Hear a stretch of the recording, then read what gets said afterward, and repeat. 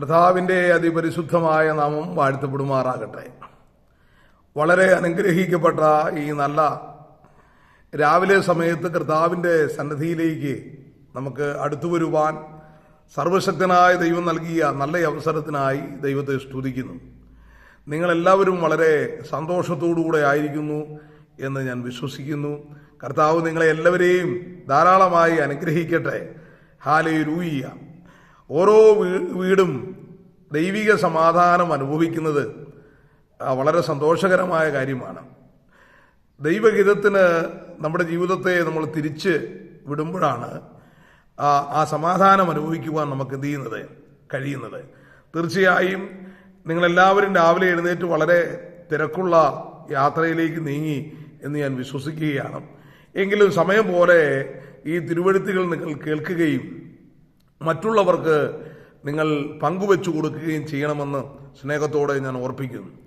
നമ്മൾ ഇയ്യോബിൻ്റെ ജീവിതത്തിൽ വന്ന ദുരന്തത്തെ ആശ്വസിപ്പിക്കുവാൻ കടന്നു വന്ന ഇയ്യോബിൻ്റെ പ്രാണസ്നേഹിതരായ 3 പേരെ കുറിച്ചാണ് നമ്മൾ ഈ കഴിഞ്ഞ ചില 11 പാർട്ടിൽ നമ്മൾ സംസാരിച്ചു കൊണ്ടിരുന്നത്.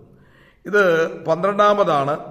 അതുകൊണ്ട് തന്നെ നിങ്ങൾ ശ്രദ്ധിച്ച് കേൾക്കണമെന്ന് ഓർപ്പിക്കുന്നു.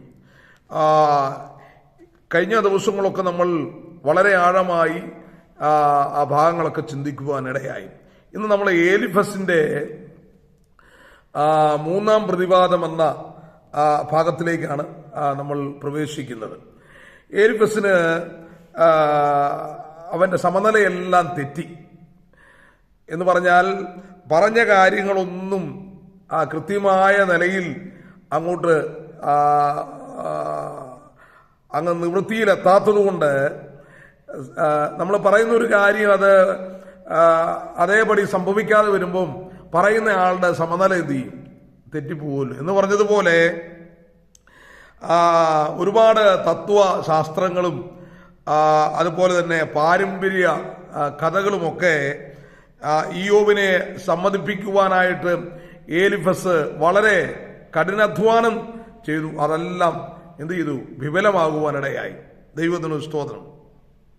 ഇപ്പോൾ ഇയ്യോബിനോട് യാതൊരു കരുണയുമില്ലാത്ത, ഒരു കനുവുമില്ലാത്ത നിലയിലുള്ള ഇടപെടലാണ് ഏലിഫസ് ചെയ്യുന്നത്.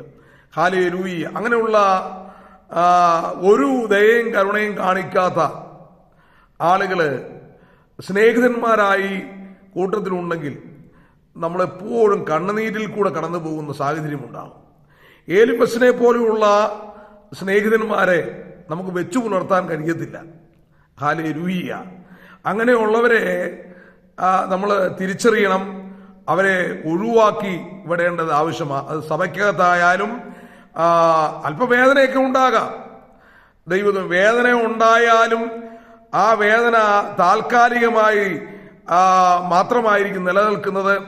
എന്നും തുടർമാനമായി നിന്റെ ഹൃദയത്തെ വേദനിപ്പിച്ച് നിന്റെ ആത്മതലത്തെ ബലഹീനപ്പെടുത്തി നിന്നെ തകർക്കാനായി നോക്കുന്ന അങ്ങനെയുള്ള ഏലിഫസിനെ പോലെയുള്ള സ്നേഹിതന്മാരെ ഒഴിവാക്കി വിടുന്നതാണ് നല്ലത്. നോക്കുക, 22ാം അധ്യായത്തിലേക്ക്, ഇയ്യോബിന്റെ പുസ്തകം 22ാം അധ്യായത്തിലേക്ക് നമ്മൾ കടന്നു വരുമ്പോൾ ഏലിഫസ് പറയുന്ന കലിച്ച പറയുന്നത് ഏലിഫസിന്റെ വാക്കുകൾ 5, 6, 7 വാക്യങ്ങൾ ഞാൻ വായിച്ചു കേൾപ്പിക്കുക.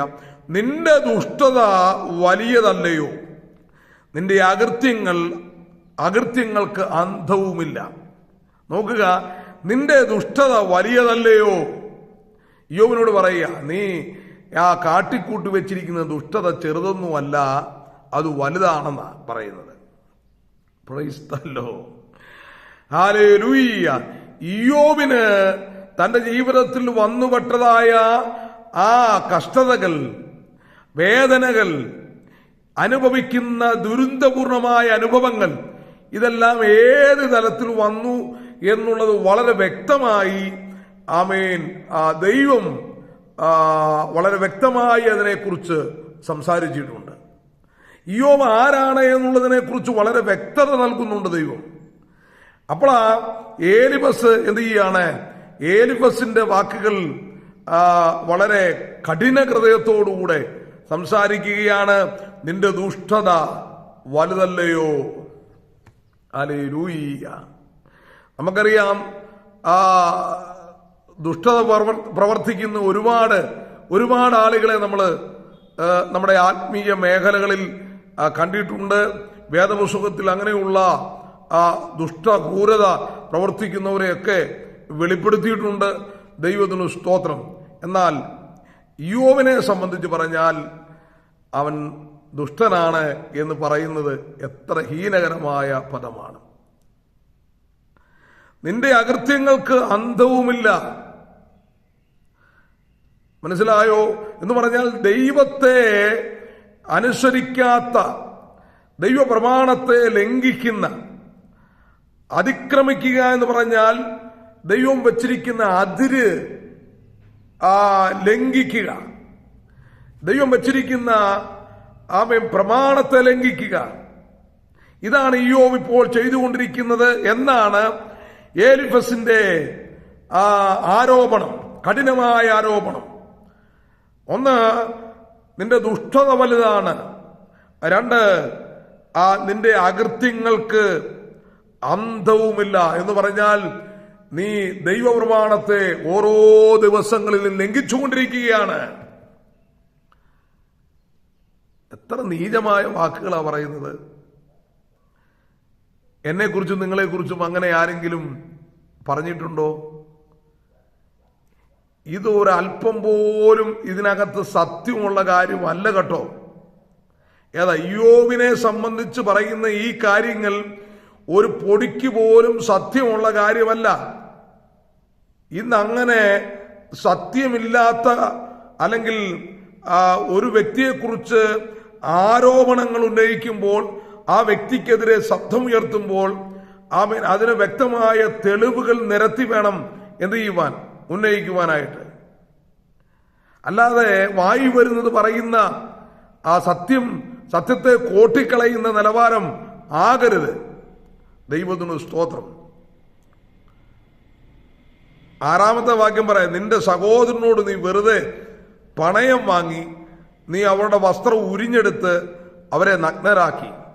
2-ാമത്തെ അതികഠിനമായ ആരോപണമാണ് എലീഫസ് ഇവിടെ ഉന്നയിക്കുന്നത്. നിന്റെ സഹോദരനോട് നീ വെറുതെ പണയം വാങ്ങി. അനാഥർക്ക് സംരക്ഷകനായിരുന്നു ഇയ്യോബ്. അവൻ ദാഹിക്കുന്നവർക്ക് അവൻ വെള്ളം കൊടുക്കുന്നവനായിരുന്നു. വിശക്കുന്നവർക്ക് അവൻ ഭക്ഷണം കൊടുക്കുന്നവനായിരുന്നു. നഗ്നനെ കണ്ടാൽ അവൻ ഉടുപ്പിക്കുന്നവനായിരുന്നു. ഇയ്യോബിനെ കുറിച്ച് മുന്നോട്ടുള്ള അധ്യായങ്ങൾ നമ്മൾ വായിക്കുമ്പോൾ വളരെ വ്യക്തമായി അത് രേഖപ്പെടുത്തിയിട്ടുണ്ടായിരുന്നു. ദൈവത്തിന് സ്തോത്രം. ഇവിടെ നേരെ വിരുദ്ധമായിട്ടാണ് പറയുന്നത്. ആമേൻ. ക്ഷീണിച്ചവന് നീ വെള്ളം കൊടുത്തില്ല, വിശന്നവന് നീ ആഹാരം മുടക്കിക്കളഞ്ഞു.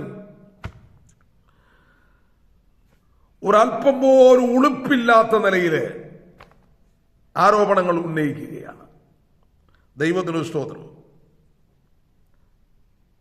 എൻ്റെ ദൈവമക്കളെ, ഇങ്ങനെ എങ്ങനെയാ പറയാൻ കഴിയുന്നല്ലേ? ഒരാളെ കുറിച്ച് ഇങ്ങനെ എങ്ങനെ ആക്ഷേപിക്കാൻ പറ്റും? ഞാൻ ഒരു കാര്യം പറയാം, ഇത് പൈശാചികമാണ് കേട്ടോ. ഇതൊരിക്കൽ പോലും ഈ ആരോപണത്തിനകത്തൊരു അല്പം പോലും കഴമ്പ് ഇല്ലാത്തതാണ്. എന്നിട്ടും ഈ ആരോപണങ്ങൾ ഉന്നയിക്കുവാൻ ഇവർ തയ്യാറാകുകയാണ്. ദൈവമായ യഹോവയുടെ കരം അവരുടെ മേൽ ഇറങ്ങി വരാൻ സമയമായിട്ടുണ്ട്. ഇയ്യോബിനോട് ദൈവം പറയുന്നുണ്ട്, നിന്റെ സ്നേഹിതന്മാർക്ക് വേണ്ടി നീ എന്ത് ചെയ്യുക, പ്രാർത്ഥിച്ചു തുടങ്ങുക എന്ന് പറഞ്ഞാൽ അതിന്റെ അർത്ഥം അവരുടെ മേൽ ദൈവത്തിന്റെ വിധി നടപ്പിലാക്കാൻ സമയമായിട്ടുണ്ട്. അതുകൊണ്ട് നിന്റെ പ്രാർത്ഥന സ്നേഹിതന്മാർക്ക് വേണ്ടിയാകട്ടെ എന്ന് ഇയ്യോബിനോട് ദൈവം പറയുക. എലീഫസേ, നിനക്ക് എങ്ങനെ ഈ ഇയ്യോബിനെ കുറിച്ച് ഇത്ര കുറ്റാരോപണം നടത്തുവാൻ നിനക്ക് എങ്ങനെ ധൈര്യം വന്നു? കൂട്ടത്തിലിരുന്നിട്ട് ഒന്നിച്ചിരുന്ന് പ്രാർത്ഥിച്ചിട്ട് ഒന്നിച്ചിരുന്ന് ആരാധിച്ചിട്ട് എങ്ങനെ ആരോപണങ്ങൾ ഉന്നയിക്കാൻ നിനക്ക് കഴിയും? ഇങ്ങനെയുള്ള ആരോപണങ്ങൾ ഉന്നയിക്കുന്നത് നീ അപകടത്തിലേക്ക് പോകുമെന്ന് നീ ഓർത്തുകൊള്ളണം. ഈ ആരോപണങ്ങൾ മുഴുവൻ തിരിഞ്ഞ് നിന്റെ തലമേൽ വീഴുമെന്നുള്ള കാര്യം നീ മറന്നു പോകരുത്. ഒരാൾക്കെതിരായി ആരോപണങ്ങൾ ഉന്നയിക്കപ്പെടുന്ന ആരോപണങ്ങളിൽ സത്യമുണ്ടെങ്കിൽ പോലും ആ ഉന്നയിക്കപ്പെടുന്ന ആരോപണങ്ങളിൽ സത്യമുണ്ടെങ്കിൽ പോലും അതിനൊക്കെ വിധി നടപ്പിലാക്കാൻ നിന്നെയോ എന്നെയോ ഏൽപ്പിച്ചിട്ടില്ല കേട്ടോ. സ്തോത്രം. എപ്പോഴും നാം അത് മനസ്സിലാക്കേണ്ട ആവശ്യകതയുണ്ട്. അതുകൊണ്ട് എലീഫസ് പറയുകയാണ്, നിന്റെ ദുഷ്ടത വലിയതല്ലോ, നിന്റെ അകൃത്യങ്ങൾക്ക് അന്തമില്ല. നിന്റെ സഹോദരനോട് നീ വെറുതെ പണയം വാങ്ങി, നീ അവരുടെ വസ്ത്രം ഉരിഞ്ഞെടുത്തവരെ നഗ്നരാക്കി, ക്ഷീണിച്ചവന് നീ വെള്ളം കൊടുത്തില്ല, വിശന്നവന് നീ ആഹാരം മുടക്കിക്കളഞ്ഞു. ആ കയ്യൂറ്റക്കാരനോ ദേശം കൈവശമാക്കി, മാന്യനായവൻ അതിൽ പാർത്തു. വിധവമാരെ നീ വെറും കൈയായി അയച്ചു, അനാഥന്മാരുടെ ഭുജങ്ങളെ നീ ഒടിച്ചു കളഞ്ഞു. ആരോപണങ്ങൾ വളരെ ഗൗരവമായവയാണ്. ഒരു കനുവുമില്ലാത്ത നിലയിൽ എലീഫസ് ആരോപണം ഉന്നയിക്കുകയാണ്. ഈ ഓരോ ആരോപണങ്ങൾക്കും ഇയ്യോബ് അതിന് മറുപടി നൽകുന്നുണ്ട്. മറുപടി നൽകാതിരിക്കാൻ പറ്റത്തില്ലല്ലോ. ഹല്ലേലൂയ. തൻ്റെ ശരീരം തൊക്ക് അഴുകിയെങ്കിലും നാക്കിന് കുഴപ്പമൊന്നുമില്ല കേട്ടോ. താൻ കാര്യങ്ങൾ വളരെ വ്യക്തമായി പറയുന്നുണ്ട്. ദൈവത്തിന് മഹത്വം. പ്രിയരെ,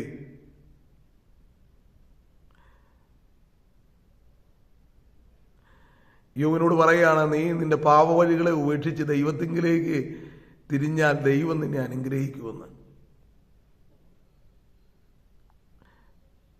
യഹോവയായ ദൈവം പറയാ, ഈ വിധമായ വിഷയങ്ങൾ മുഴുവനും അവന് നേരിട്ടിട്ടും അവൻ ഒന്നിനും പാപം ചെയ്തില്ല എന്ന് വളരെ വ്യക്തമായ നിലയിൽ ആമേൻ ഇയ്യോബിനെ കുറിച്ച് യഹോവയായ ദൈവം പറയുമ്പോൾ, ഇയ്യോബിന്റെ സ്നേഹിതനായ എലീഫസ് പറയാണ്, നീ നിന്റെ പാവം ഒഴിവാക്കി ദൈവത്തിങ്കിലേക്ക് തിരിഞ്ഞാൽ നിന്റെ സ്ഥിതിക്ക് ഭേദം വരുത്തുമെന്ന്.